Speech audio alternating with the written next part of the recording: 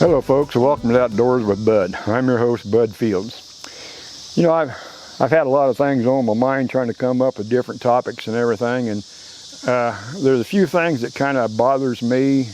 Now, I guess you might say I'm old school. I mean, this year I'll be making and celebrating my 61 years anniversary of deer hunting.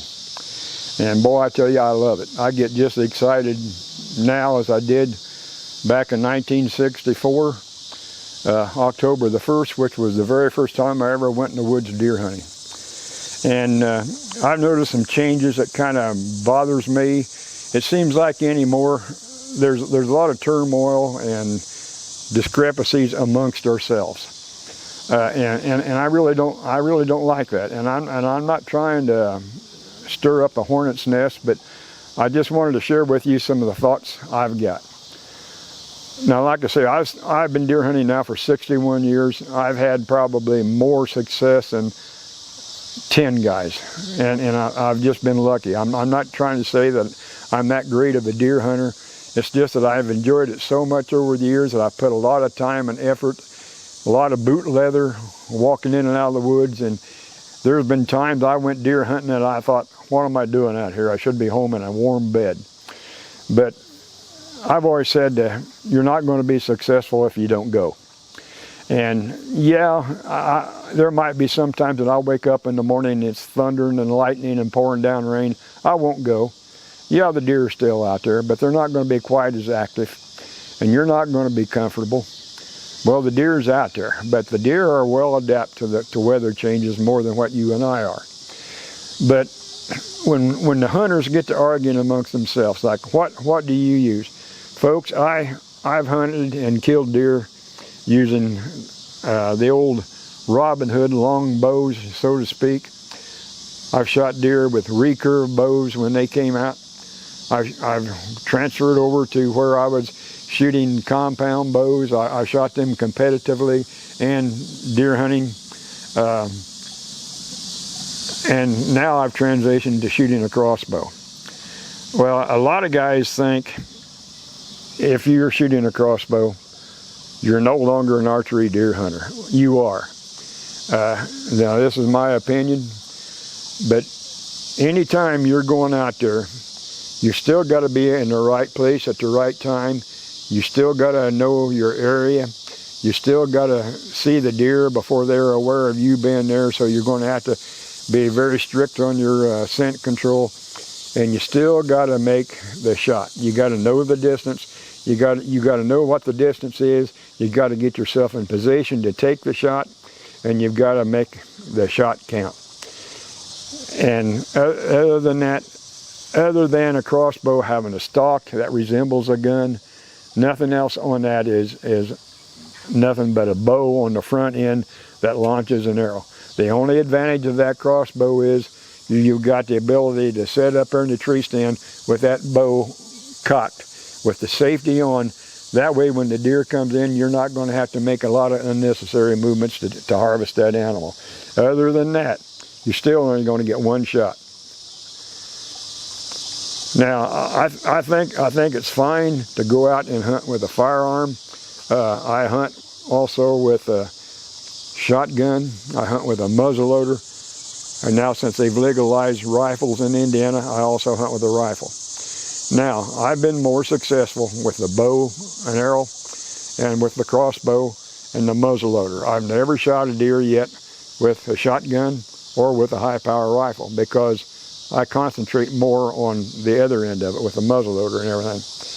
But there's so many people on the left side and the woke individuals and the bureaucrats and the politicians that's trying to get our rights and our firearms and guns taken away from us. We need to be fighting against them, not against ourselves. I think we as hunters are stronger in numbers. We don't need to be fighting against ourselves. I mean, maybe Bill over here, maybe he's a fanatic on hunting with a high-power rifle. Great for Bill. I'm all for that. If that's what he enjoys doing, if that's legal and if that's ethical, that's Bill's choice of what he wants to use. Now, let's say Larry, and these are all hypothetical names. Let's say maybe Larry, he is professional shooter. He likes to shoot, let's say, a muzzleloader. I like to use a muzzleloader also, but there again, you only get one shot with a muzzleloader too. If that's what Larry wants to use, if it's legal and it's done ethically, more power to him. I'm all for him. Okay, maybe Bob likes to shoot a shotgun. That's great. If that's what he wants to use, that's his privilege to use it, and I'm not going to tell him that he's no longer a hunter with whatever he chooses. The same way with the crossbow. I always said that I would never shoot a crossbow. I would never hunt with one. Well, this was back when I was in my 20s and 30s. I was the man of steel. Wasn't nothing going to happen to me. I forgot about a couple things. Injuries and getting older. I had several injuries that I had to have corrective surgeries. Then through the years, after those surgeries, arthritis set in, and that made things difficult. Where I used to run up and down those hills, I'm lucky to walk across a flat parking lot anymore without stopping. But that happens. But I think that we need, instead of accusing everybody of being a pain in the butt, so to speak, or taking an easy way out for hunting, there is no easy way out for hunting. If you're going to be successful, you've got to dedicate a lot of work and time and going out in the woods and practicing and everything. But we're stronger in numbers, and we all need to fight against these people that's trying to take these rights away from us.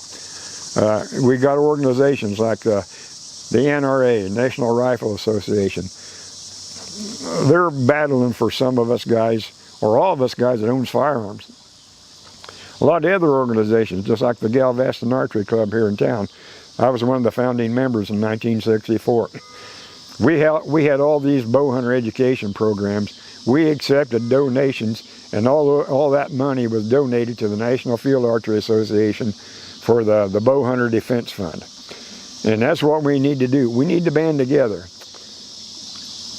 Just like maybe there's a young kid out here, he's wanting to get started. Maybe he's not powerful enough to pull back a bow to hunt.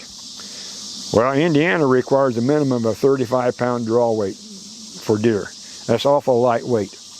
But if that's all that kid can shoot, if he can shoot it accurately, and if that kid wants to learn how to hunt, I'm all for that. Crossbows are advantages for people like myself that's older, that's got some physical limitations, that can no longer shoot a vertical bow without a lot of pain. It's also good for maybe some of the ladies that cannot draw a heavier bow back. Crossbow, they can learn how to cock it with some of the cocking devices. They can hunt, and the kids. So there's 3 advantages of a crossbow that a lot of people don't even consider. If it's going to add more people to us for outdoorsmen and to do what they like, that's fantastic. But that's what we need to do. Instead of arguing with each other, we need to encourage each other. If I was still capable of shooting a vertical bow, I would probably do that.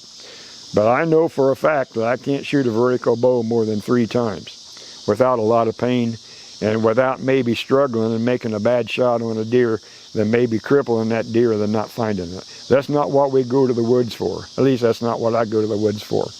But we need to band together as one unit.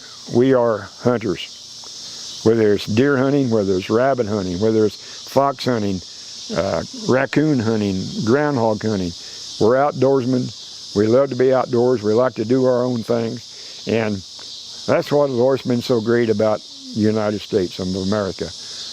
We're free to choose whatever we want. So let's bear that in mind. If there's anything we can do to help your neighbor, we do that. When disasters, floods, tornadoes and everything happens, a lot of us people spend time and effort and some of our money to help those people in need. That's what we need to do, is make a big foundation amongst ourselves to discourage a lot of these people that don't want us hunting. And trust me, they're making a lot of noise because they get some of the rich doctors and lawyers and movie stars backing them and furnishing them with money for their funds. Because just like they say, the noisiest wheel gets the most oil, gets the most attention. So What I would like to ask everybody is, let's get along. Let's not argue amongst ourselves. If you want to shoot a crossbow, if that helps you have a good time, we're only on this earth one time, and it's awfully short. Do everything you can to make the most of it, because you won't come around again. And if somebody wants to learn something from you, don't be afraid to help them. So folks, I want to thank you so much for listening to my rage today. If I offended anybody, I'm sorry, but that's my opinion. You're entitled to yours, I'm entitled to mine. So I want to say thanks again, and I want to invite you back for more segments of Outdoors with Bud in the future. And hey, hope to see you in the woods. God bless you.